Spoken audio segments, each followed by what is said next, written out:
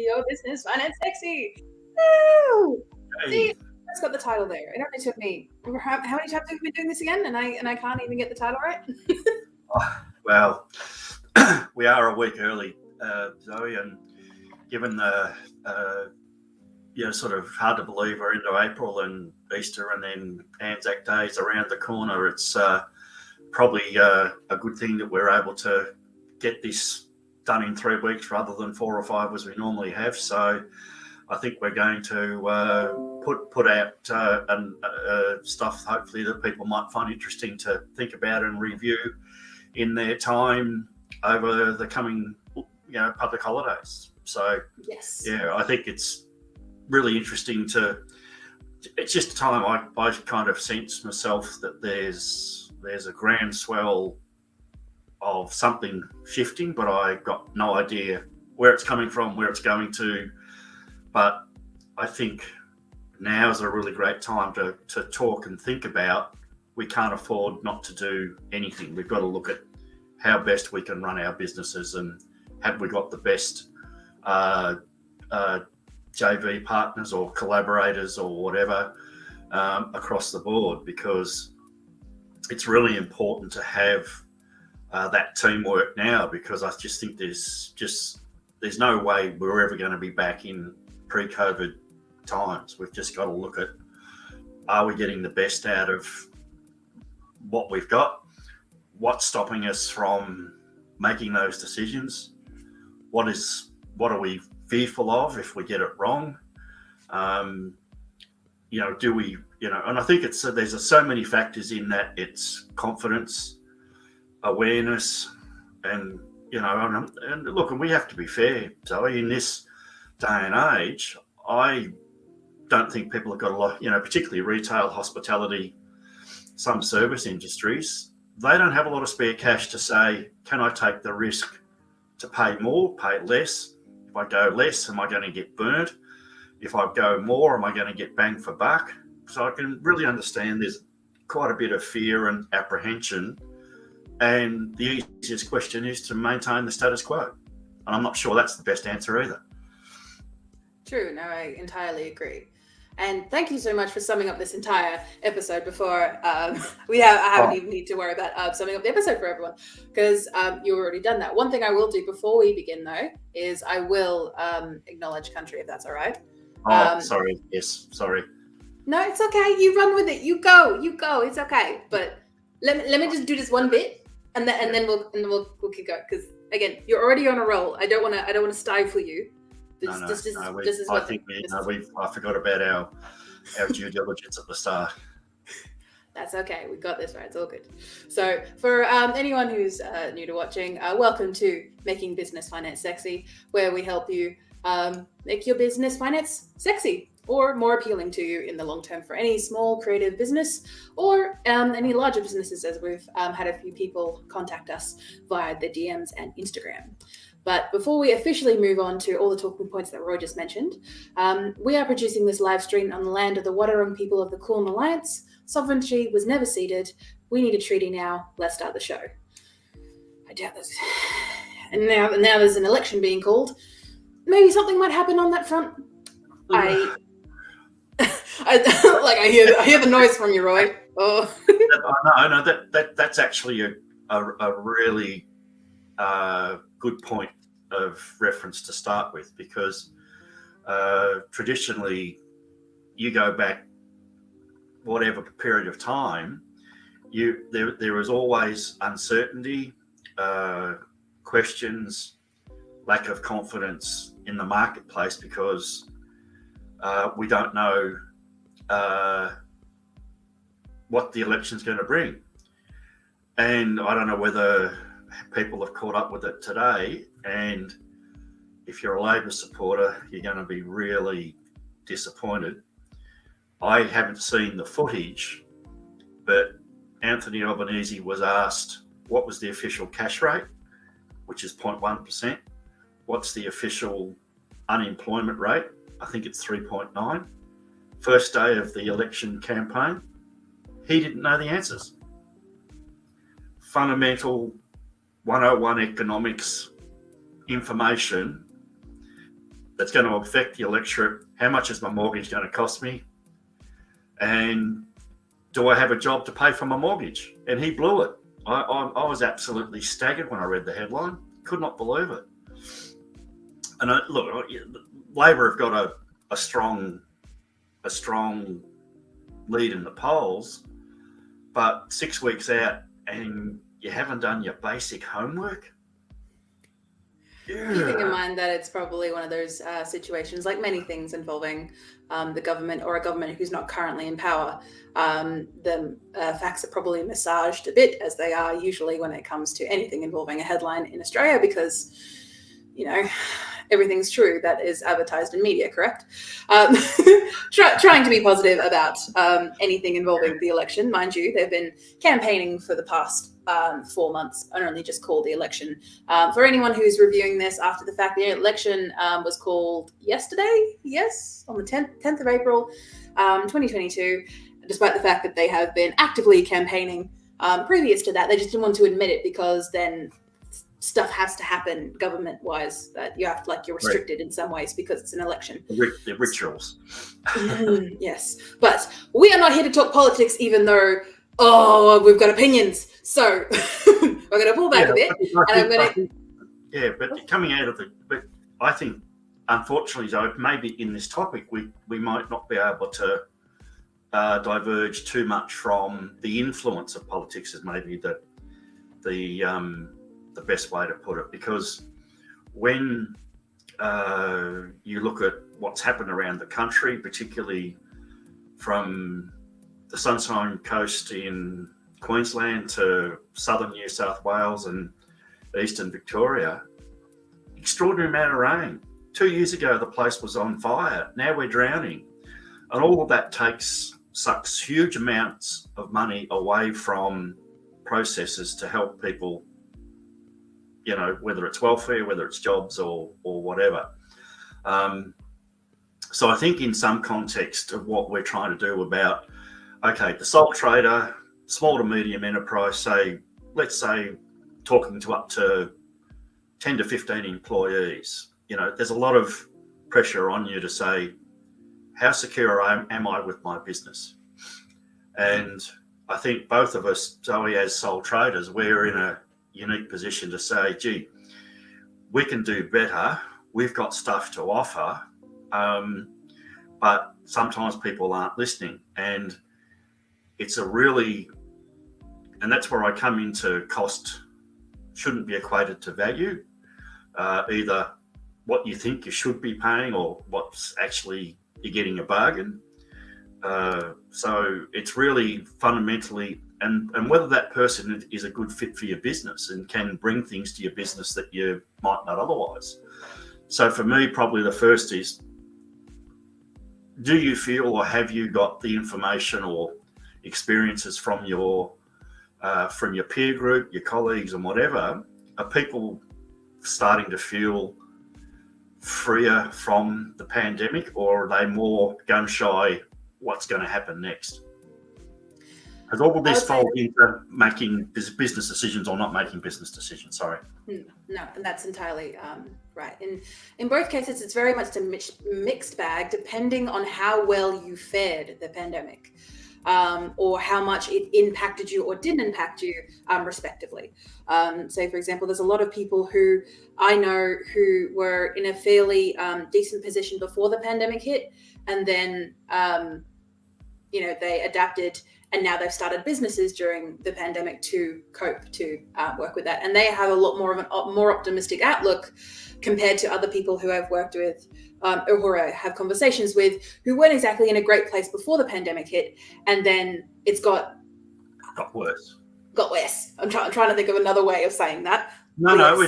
Yes. This is a really crunching subject, because what you've just said then encapsulates the positioning where we're at.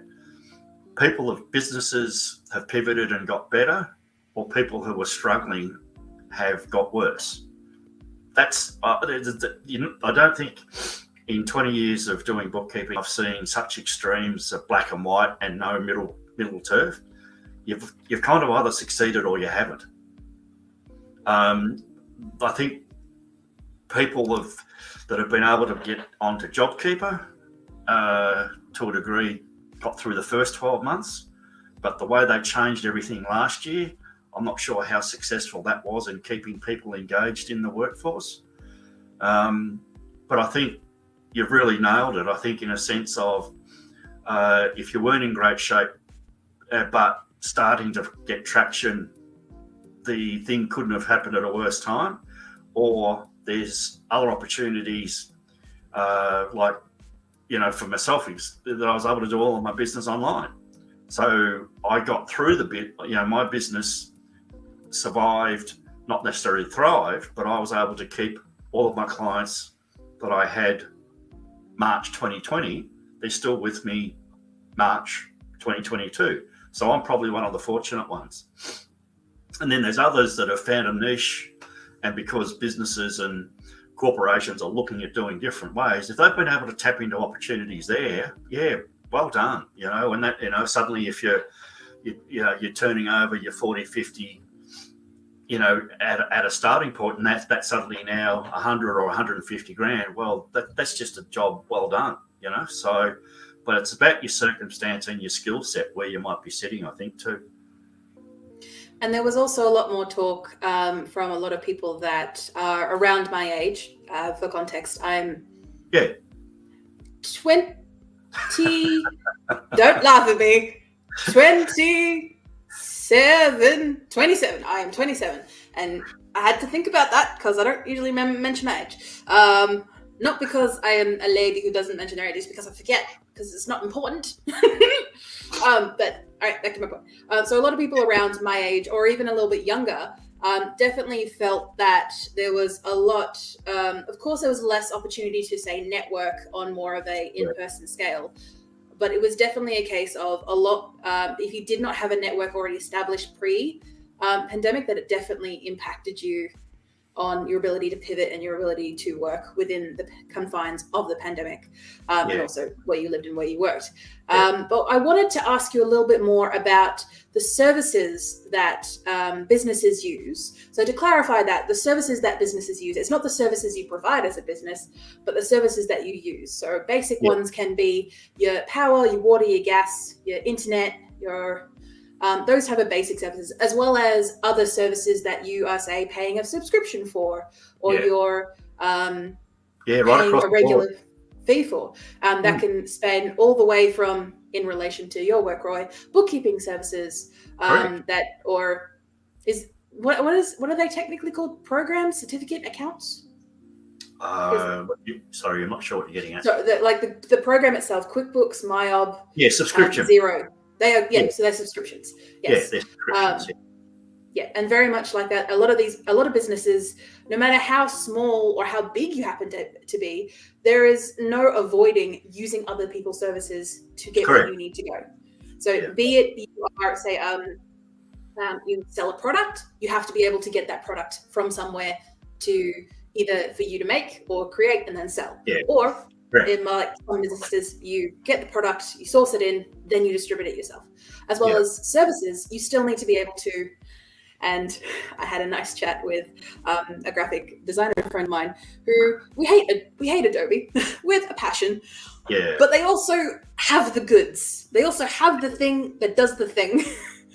And they spent 15 years of their life learning how to use it. See, that's a really interesting, and I'll just digress for a sec there. There are some categories that you just can't go past the best.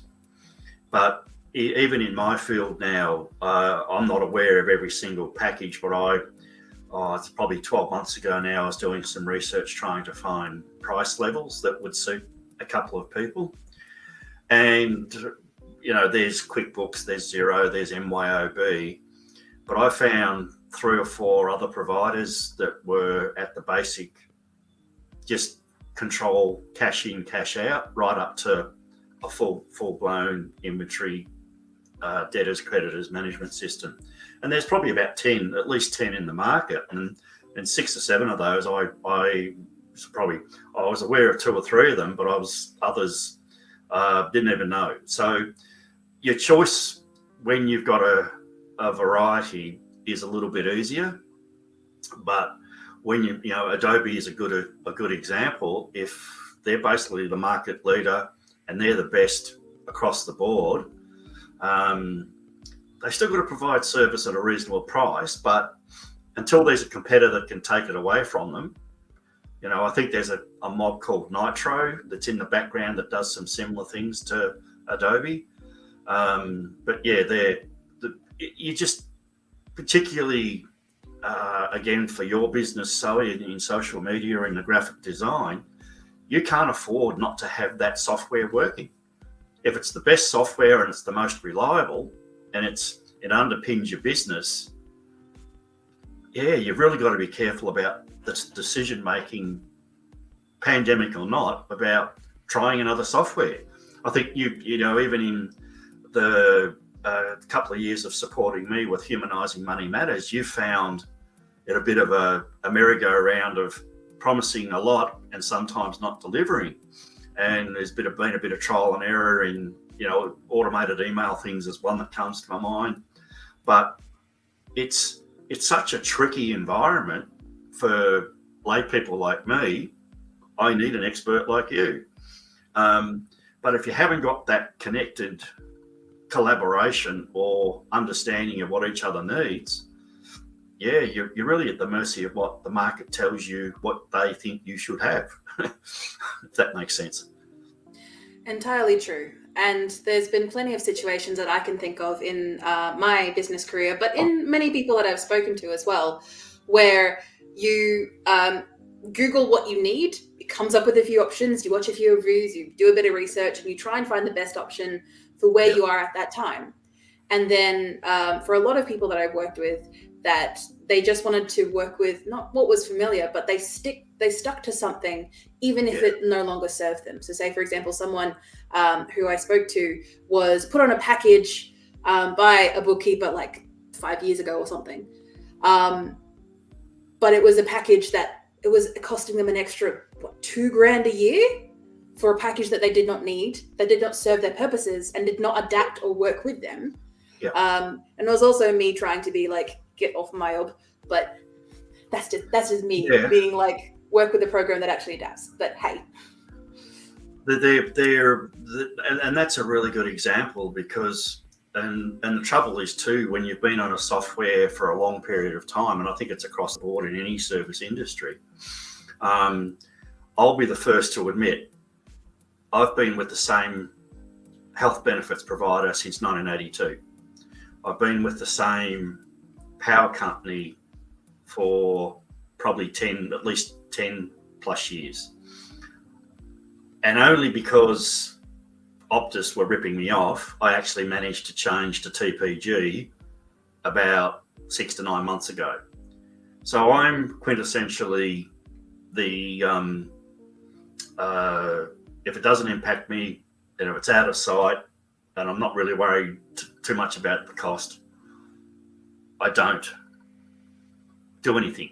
But my power provider got my attention in November. My bill was $110 for a month, went to $145 in December, and then in January it hit $200, and I've gone, nah, this can't be good. But I got to the bottom of it, and it was electrical stuff that I was using in January because it was hot and humid, and anyway, so my next bill was $100. But my point is, I was at the point finally, because of cost pressure, I needed to make a decision. But had I looked at it, you know, some time ago, I could have been well in front and not lost my $5 or $10 or $15, $20 a month because I've been too lazy to check around. And that can. Sorry, the supervisor's just woken up. Daggy. I'm not sure what he's going to do. So he's good. He's clawing the floor. I'll just clear the decks just in case he wants to come and say hello. But and I think I've been really blessed with your relationship, Zoe, because you've been priced really well within what I could manage through the pandemic. And, you know, because we've got a collaboration, we're not out, we're supporting each other rather than I look at you, Zoe's a dollar sign, and you look at me and go, yeah, fucking Roy's ripple. Sorry about that. he's ripping me off. Like years ago in Melbourne, I had a client. I really went the extra yard to try and help him because he was new to business. And then about 3 years ago, I got a phone call out of the blue from his ex-brother-in-law, and his brother-in-law was saying, this Peter was telling everyone I ripped him off, and I gave him mates rates, and I did the best I could. Some people are never happy, and they just have to justify in their own mind. But good collaborations mean you can sit down and find a price point for both services that work for each other. Because the last thing you want in this environment is fighting over price when you've had a relationship in place for 5 to 10 years.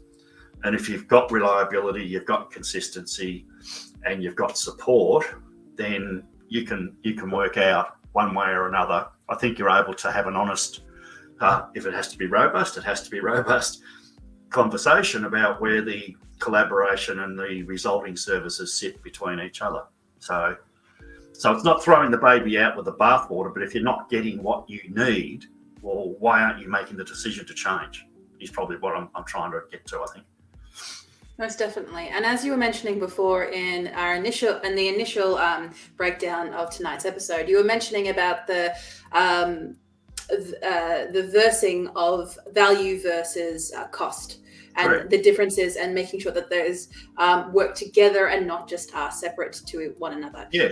A tactic that I use, and I've discussed with you in the past, Roy, is once every 3 months, but once, I do two different things. So once every year, I schedule myself in half a day. Yes, it's half a day that I could be doing paid work, but it's half a day once a year that I get on the phone and call up my power company, gas company, internet company.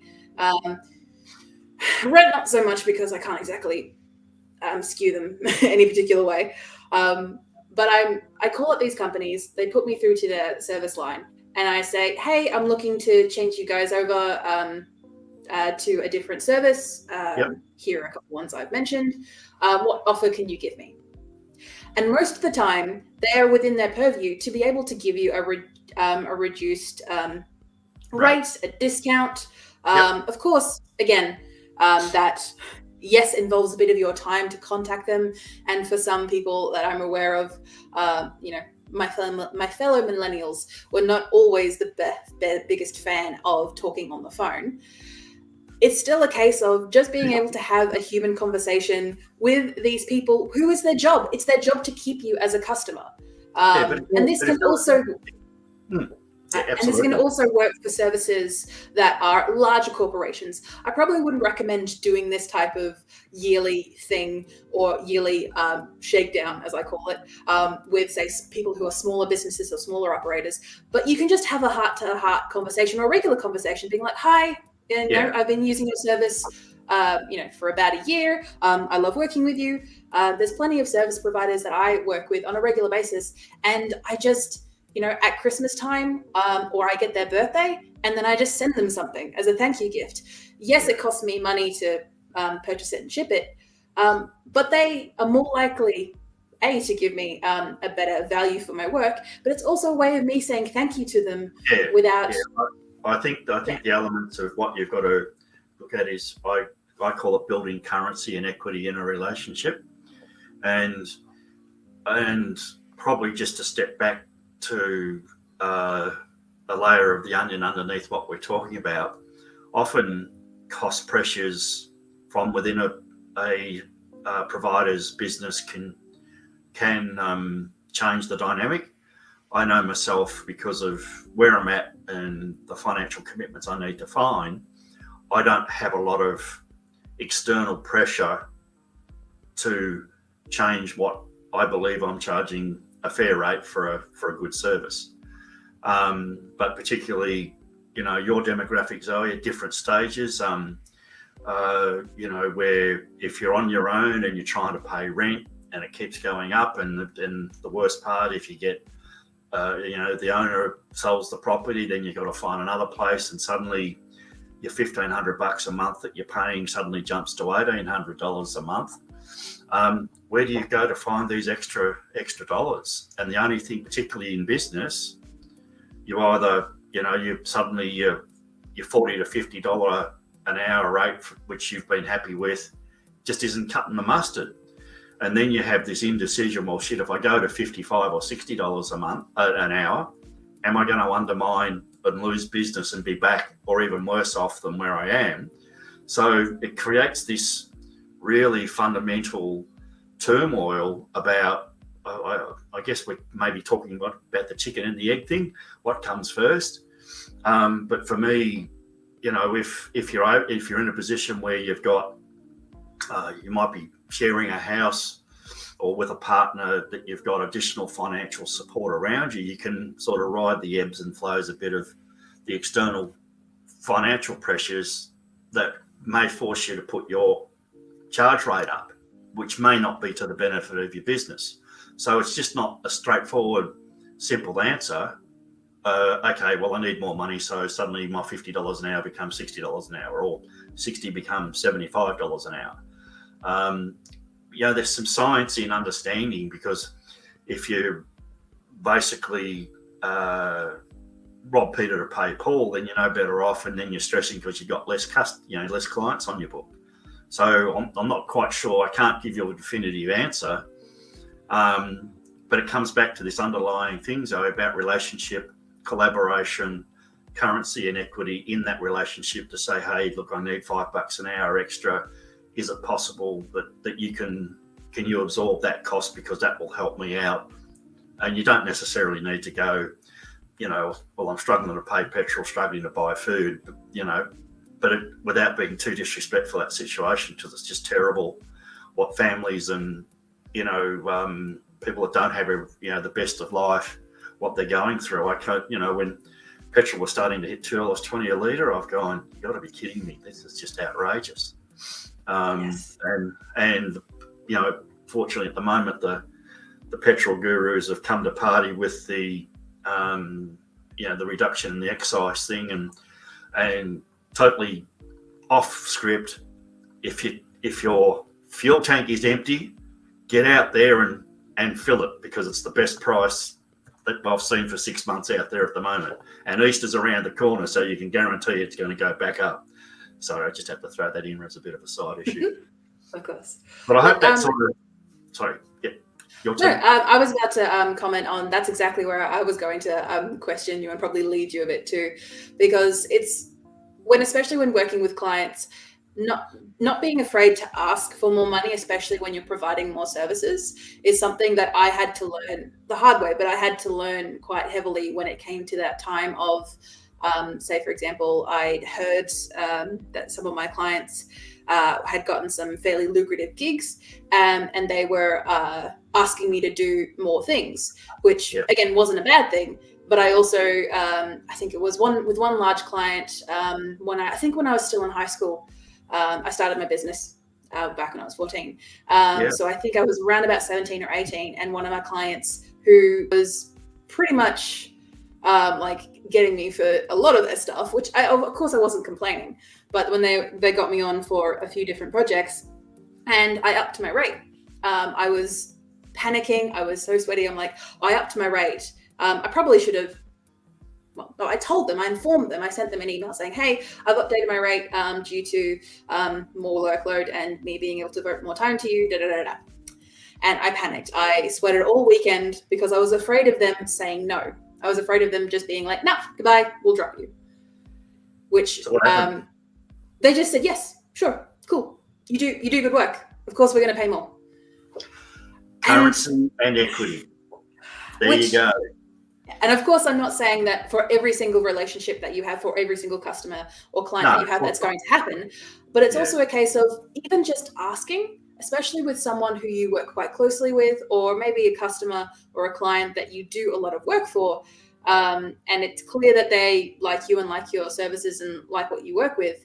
There is a very good chance, and if you're working with government, there's always a chance, that they have a bit more room in the budget for you and for the work that you do, because they clearly value you if they're constantly coming back to you to do the work. There's plenty of, there's one major client that I have at the moment who just keeps going back to me because I can do all the things that they need me to do. And they just keep coming back being like, okay, can you do this and this and this? Yeah. So I'm sending out quotes about 2-3 times a day.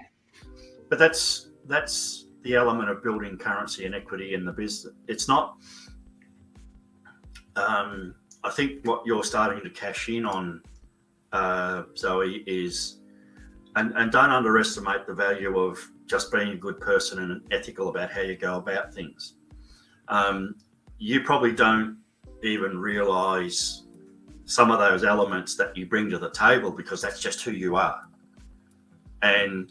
But in good, solid business relationship, it works two ways. Is that going back to your example at school where you put you're not quite sure, you haven't really thought too much about the value of your time. It's a foreign concept. How am I going to manage this situation? You immediately think of the worst. And you have this really tumultuous turbulence going on for a period of time till you get your answer. And when they say, yes, that's fine, you go, oh, that was a whole lot of grief for nothing. So coming back, knowing the value of what your time is and understanding the value of the service that you give. And that will then give you the opportunity to say, okay, you go in and pitch at $75 an hour for a job that is worth $75 an hour. And they say, great, yep, love it, let's do this. But if they come back, oh, we're looking for $50 an hour, walk away. Because if you understand that the job needs $75 an hour of support, skill set, and everything that you possess, but they want to get it for a discount, right? I won't mention details here, but I had a conversation with someone whose opinion I value quite highly, and they had a situation where they had a customer that made put in a $200 order, and they wanted a discount. And I go, really? $200? And are you paying my rent? Are you willing to pay like the other things on top? My contact and colleague said, no, I don't. There's not enough margin to do that. And of course she said, really, for $200 under her breath. So that customer walked away, but it's to the customer's detriment because she's walked away from a really great product. But there's still cost versus value elements of, I want a discount so I can make more money. That doesn't sit well with me with a business relationship. It's like, okay, like what we've tried to do in the last couple of years, Zoe, what's a message we can take to the market? What can we do to try and help young people, young business entrepreneurs think differently about their bookkeeping, account keeping, tax obligations? And it's information, yeah, it's out there in some form or another, but to build a platform and a library where you can just sit and pick the eyeballs out of saying, yeah, that's relevant, that's not. It gives you a base to say, okay, well, I know I can, whether that person might come to me, come to you, doesn't matter. But if someone walks away and becomes a good corporate citizen, well, I think we've done our jobs. And particularly to amalgamate accounting and bookkeeping, which is not the most scintillating stuff, to give it a bit of a pizzazz and a social media fizz, hopefully will change a number of people's attitudes towards, well, if you have a good relationship, you can make this a bit of fun. And I think that's across the board. If you have a good relationship within boundaries, because on the other flip side, I try and advise young people in particular, be really careful how friendly you get with clients, because if that relation at the business level, those boundaries get clouded, oh, you're my friend, you can do better than that, can't you?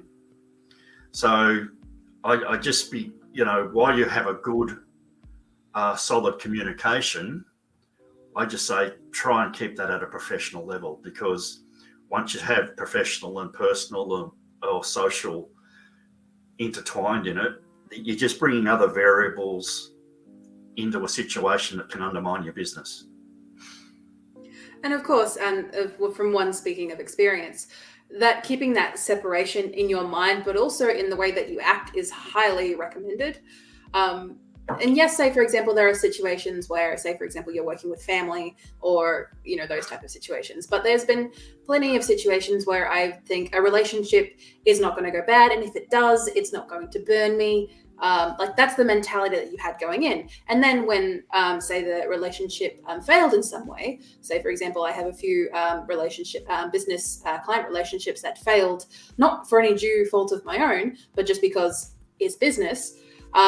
They took it as a personal attack against them, when of course it's not, but because waters have been clouded and muddied, it makes it harder for you to be able to pull away, for that to be able to have any semblance of a friendly personal relationship as opposed to a business one. Yeah, and most your Tim Robinsons, your Simon Sinek, I think these sort of guys, the underlying flavour of some of their things, I look at it, it's about being engaged, positive, and even some just have fun with what you're doing. But that, maybe that last element, be positive, be engaged, is absolutely critical to walking into a potential client and ensuring you've got a great ongoing relationship with your client. But that fun element can be misconstrued sometimes. And I fear sometimes around, I can remember as a young boy when my father would watch some current affairs shows, and I remember vividly about inequality, particularly around gender pay gap, treatment of women. And I still find it really hard to digest. 50 years later, we've still got the same issues. For me, as a sole trader, as a business owner, I think you have probably a little bit better, and you can correct me if I'm wrong here, Zoe, you may have a little bit more control over that outcome, because if you've got your qualifications, your service, your attitude and your awareness and your boundaries correct, sometimes doing that as an employee, you can be called a troublemaker, and people won't support you, or you're the black sheep of the clan because you don't toe the line and be a yes person or no person, and you're crying, well, that's not right, I think I need to say something about this, and then you're rocking the boat. I've been blessed since 2000 or 2002 that for 20 years I've worked on my own, and I think I would have been that person had I stayed in employment. So my point being is, I think there's still a lot of politics, a lot of cultural issues in particularly larger companies. There's a lot of, also in the positive, there's a lot of companies changing their ethos around supporting people. Like, my niece works for Xero, and she's just had her first child, and they have just been amazing in the support for her. And I think some of the bigger corporations, I think maternity leave and paternity leave, they're the real big pluses for me. Looking at opportunities and individuals now, because there's so much pressure and financial pressure, on business and careers and everything, but where do we find the time and the finance to have a family? But my point being, I'm putting that in a cultural basket, and that's a cultural change to entice people to be in good environments. And as a small business owner, it can be, and particularly sole traders, it can be a bit daunting because you're often left to your own devices. And that comes back to the fundamentals. Never lose, if you have a bad experience and you work, say, 6 months for a client, and it's just a chore getting there each time you've got to communicate with this person. And then you might lose a bit of confidence, lose your self-esteem, and you just go, oh, gee, am I really doing this right? But go back to the fundamental, not negotiable element. You don't lose your skills. You think you might be losing your skills because you're not getting an outcome that you think you need to get, but be aware of that communication and blocks and negativity that's around you that's undermining the end result. So it's not necessarily about what skills you've got, but it might be about what skills are you being enabled to use. Does that make sense, Zoe? Yes, it does. And one thing I did want to inquire about a little bit in regards to making sure that who you decide to work with and who you decide to bring on as partners, again, the terminology partners in regards to a business sense is both people that, say, for example, are clients of yours. They can be considered partners because they are helping you achieve your goal of money, cash flow, what have you. But there's also the partners of the service providers who are providing you a service to help you achieve your goals. One thing I would like to probably have us throw around a bit, Roy, is how does a sole trader best challenge that fear of uncertainty? Because going back to as we originally started for tonight's webinar, we were talking about how that feeling of uncertainty, even before and during the pandemic that we are currently still in, despite how some people may act, we are still in a pandemic, that fear of uncertainty where you just want to hold on to everything that you've got and everything the way it is. It may be crap, it may be not very good, and it's not doing what it needs to do, but I can't let it go because out there is scary and dark. Look, have you ever felt like that? Absolutely, and I think you're alluding to what's going to be one of the biggest challenges in the next 5, 10, 15, 20 years is mental health.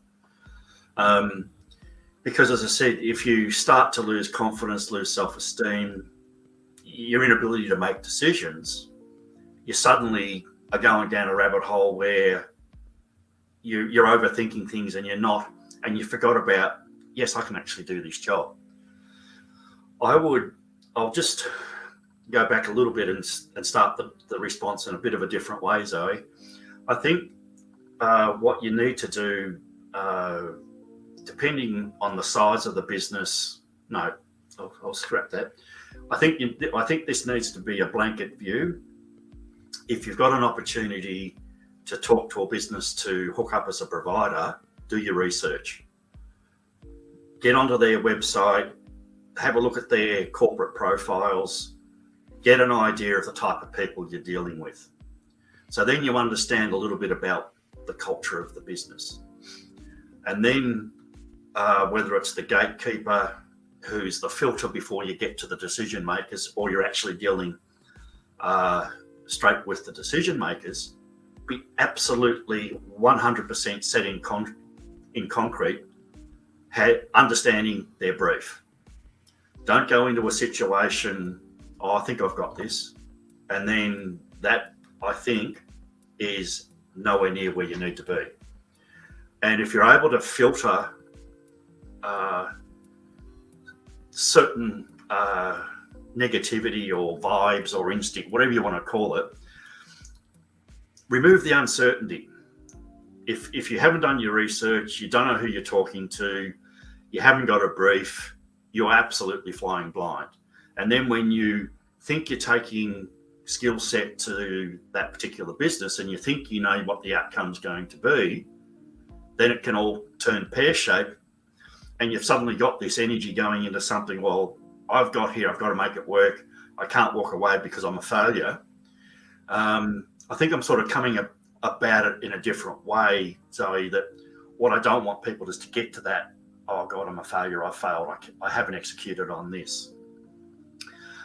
The really critical part of that outcome is if you are overwhelmed or feeling that you've totally blown it and you haven't got the answers, find a good business mentor or a good business coach or someone in your peer group that you can talk it through, because I've often found in my experiences, Zoe, just having a like-minded person to talk to, talking about it often will crystallize a solution. And that can't be underestimated. But for me, as you know, I spent a lot of time working with a business coach through 20 and in early 21, and those conversations were really vital for me to understand where my value system was or is, because as an individual with no support group around me, I had to find solutions. So if you've got yourself into that situation and you can't find the answer, look at what resources you might need. As I said, a mentor, a business coach, or a peer group member that thinks and feels about things in a similar way. Because, you know, the last thing you want if you're feeling vulnerable is someone saying, well, just do this and get over it, move on, and just be flippant, almost sarcastic about the outcome, particularly, and don't underestimate the impact of trauma, physical and mental trauma, that can come into these situations when you're not dealing with a business or your contact or your person you're responsible to for the outcome in this contract you might have.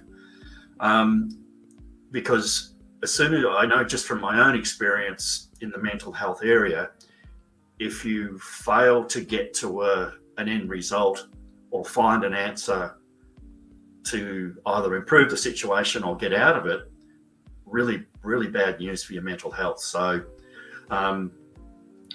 can't stress enough, if you've gone down that rabbit hole, it's not working, and you feel you can't find the results, or you're uncertain of what road to take to get an outcome that you know you can execute on, start with a business mentor, find a business coach or someone like-minded in your peer group, because I think people that have got knowledge and understand what you're going through, that really is where your best support will come from. And also never, and as you've been alluding to originally, Roy, don't be afraid to reach out and talk. Of course, do not give away private details, especially if you've signed any contracts. But when it comes to communicating with people, even in, say, for example, if you are cut off or do not have an ability to reach someone either in person, or you haven't been able to network with anyone in business or who relates to you, there are Reddit forums, there are online forums of people who genuinely want to help. Of course, take every piece of advice with a grain of salt. But when it comes to reaching out, there's something that I find a lot of small business owners that I talk to, but a lot of people who are around my age who don't feel like they have to do everything by themselves, that we have to get everything right the first time, every time. And if I fail, then that is the worst thing that could be managed and that could possibly befall me, as opposed to reaching out and talking to someone and getting someone's just external feedback of a situation. Even if it's, say, for example, it may be, or like all cases, there is always your side of the story, their side of the story, and the truth. But when it comes time to actually making a decision, so say, for example, as you've been alluding to that example before, Roy, where maybe you've got yourself into a situation with a client or a service provider that is not serving you, that's not working out, that is causing you to have anxiety, stress, or is even making you depressed. There's been a few clients that I've had in the past who it definitely made me feel that way. And what I needed to do was have that forethought to be able to talk to someone outside of my immediate head, like this immediate space inside my head, but also to be able to talk to someone to have an idea of, okay, what solutions, what options do I have available to me? And say, for example, this was before I met you, Roy, but there was someone that I talked to about a really heavy topic that I was really a problem I was having with the client. And they just literally said, just drop the client. Just drop them. It's going to hurt and it's going to be painful, but you need your health. That is what's needed. And it took me a while, very long time, to actually admit that that was actually true, because I wanted to not admit that. But your health is paramount. And as a small business owner, you are the one. It's a critical issue, and that stands right next to your skill set. If you've done your training, done your degree, done your TAFE or course or whatever it is to get you to where you need, and if you've excelled, you've achieved above average, there's going to be a good chance you know what you're doing. And the nastiness and the narcissistic way of the world is often competitors will try and undermine you, and even business owners that have engaged you for a particular opportunity, sometimes if you're doing it better and making them look a bit silly, they will even sabotage the outcome. So a lot of it's life. Unfortunately, Zoe, it's a crap cliche, but it is a lot of it's life experiences.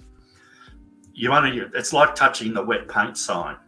You've done it once, not doing it again. And I'm actually guilty of it. Is okay. Well, that one failed. I'll just try harder the next time. And I was always looking inwardly at me and not looking at the client who I was trying to engage with. And virtually all of the clients over that 20 years that I've disengaged from, had I had the experience and awareness that having, the sort of two segments, having 19 plus years of experience and then spending another 12 months in my 20th year with a business coach, so much more made sense, because I was then able to say, hey, it's not always about my failings. If I've made a poor decision, I haven't got a brief, I haven't researched the company, then some of the elements are going to be my fault. But ownership of the decision of walking in there is really important. I've accepted the brief, that belongs to me. If you haven't done your research and that blows up on you, well, then you need to learn, next time I need to look at the people, the culture and the company to see if it's a good fit for me. That comes back to what we were starting to talk about at the start, Zoe, was about taking everything that comes along, because you just want money in the bank and you just want to feel like you're contributing, and all of your radars and instincts are just, no, I don't need them, I'm just going to do this. And unfortunately, whether you're starting out at age 14 or 44 or whatever, there will always be elements when you're walking in cold calling, for want of a better say, where you're going to be an element of vulnerability, and that's where your instincts and your characteristics and your defense mechanisms need to be on full alert, to be aware if someone says something that doesn't sound right, something sounds a bit off, they make a flippant comment, and if they have a bit of sarcasm that just doesn't hit the mark, don't be afraid to say, look, thank you, I don't think I'm the fit for your business. See you later. As you said in your first experience, before you and I became collaborators and business associates, just drop the client. Don't go ahead with it. Don't feel it's a failure. It's what your instincts and your awareness is telling you. Don't go down that path. And it all comes back to when you're in that. In the last 2 years, that's probably been, I don't have any first-hand experience, maybe you do, Zoe, and maybe that is underlying the fear and the ability of people to pivot. I'll just put up with this for so long, I know what I'm getting, but it's a drain on you, and finding that space to go and do the research and find some good providers that can give you the outcome. Yeah, taking that leap, creating the space, you got to look at, and this is not probably the right forum to have too much of a conversation about it, but is your personal life in disarray? Because that will impact on the ability to find time to get your business in order.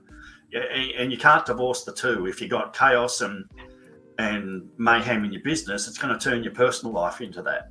And if your personal life is all over the shop, and you can have the best creative mind, but if you don't have stability and focus and energy to deliver good outcomes for your clients, your business will, you will burn opportunities. You may get them, but you won't keep the people. And that's really something that we all forget. Okay, yes, we've got a client. How much do we value that client, and how much do we want to keep them? So if we get it right at the start, do you get your brief, look at the company website, look at the corporate profiles, and have some idea, Yeah, this looks really great. I want to be part of this business. Or, oh no, not real sure about that. I'm just looking at, an old fart like me and going, no, he doesn't look like he's any fun. Whatever point of reference you use, but just don't undervalue your whatever point, whether you're 15 or 25 or 35, what life experiences you've got that enables you to make good decisions about engaging with businesses that are right for you. If you can get that right, your life will be, it'll be just getting people and wanting to hang on to them because they're good people that you want to work for or work with. They need to serve you as well as you serving them. Well, equity, currency, that's what it comes to all about. And, maybe, hopefully, Zoe, the other part of this conversation too, and we haven't really touched on, is with your peer group and your colleagues and to, without delving too much into your social life, but how are people, what sort of feedback are you getting around COVID-19 now? Like for me, no one talks about it. That's quite surprising. A lot of people around my age, our humour is quite dark.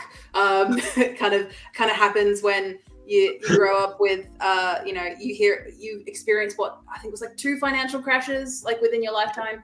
And like you're, under the age of 20. So our humor is quite dark. Like, for example, when there's like, oh, we're all going to die. Oh, World War III, where like that type of mentality when it comes to anything revolving around people in my age. So there is a bit of this understanding of COVID and just being like taking a breath and making sure that we've got, but also it's actually this feeling of understanding, because there's plenty of people who, where I always saw, and we had conversations on about how heavy they were working even before the pandemic. They were working so hard because they wanted to reach their goal. And then they burnt out to a ridiculous degree and fell off the side of the earth. And say, for example, I, according to my socials, I've done the same thing. But it's because I've given myself time to focus on me. When I first started my business was me. My identity was what I did. And to be able to separate that and also understand that your business should work for you and not just you for it. Well, I think Zoe, because we're nearly running out of time, but I think we can safely perhaps put on the agenda for a discussion is around identity, because that's something we really haven't touched on today. And some of the stuff here I think we can take into that next conversation, because that's again another way, and I don't particularly want to finish on a slightly negative note, is if your life is your business and it fails, it can be catastrophic. And I've known people that have contemplated suicide because their identity has dissolved because their business has failed. So that balance around, again, getting that right mix, and be okay and tell your friends and tell your clients and tell your acquaintances or whoever's in your mix, it's okay. I'm not being selfish. I need to step back so I can be a better person. And you'll soon find out people that don't want to support that, and they'll say, well, that's a bit selfish. I need you, and if they won't let you recover so you can be a better person and do something that's good for you. I always have the analogy, it is perfectly okay to do something that's good for you. But if you're going to do something just to suit yourself because you can't be bothered to do anything else, well, that's being selfish, and you need to kick up the bum. But when it comes to mental health, physical health, general well-being, and just, life enjoyment, at some point you need to disconnect, debrief, and rebuild who you are and what you're. Sorry, my nose is getting itchy. Sorry about that. It's not the best thing to be doing live on air, but look, I think there's a whole myriad of stuff around identity and interaction we can talk about another time, and maybe we can find a business coach that might be interested in having a conversation with us on that. So But yeah, no, thank you, Zoe. It's been a wonderful discussion. So I'll let you close the session. Thank you. Thank you so much, Roy, for appearing on Making Your Business Finance Sexy for tonight. Yes, we are a week earlier due to Easter and the Anzac holiday coming in late in April, I should say. But next month, we have for the 16th of May. So again, we're back on the usual rotation. So the third Monday of every month, we will have a special guest. We can't confirm it just yet, but we may or may not have a special guest. If not, I will make one and we'll have a special guest. Yeah. So I'm pretty confident I'll be catching up with our special guest early in May. So hopefully I'll be able to lock it in at that point and give us plenty of time. But no, very enlightening conversation around different things that we started with and where it finished, Zoe. And I hope to be positive and forthright. But I think if people can take away this hour and just look at who they are as a person and what they want to achieve, just don't accept. Yeah, I think that's probably my final comment for the night. Do not accept second best. If you've done your work, built your skills, you know what you want to achieve, you deserve the best. Thank you. Exactly. Thank you. And in that note, we will finish off today's session. All right. Fantastic. Bye, everyone.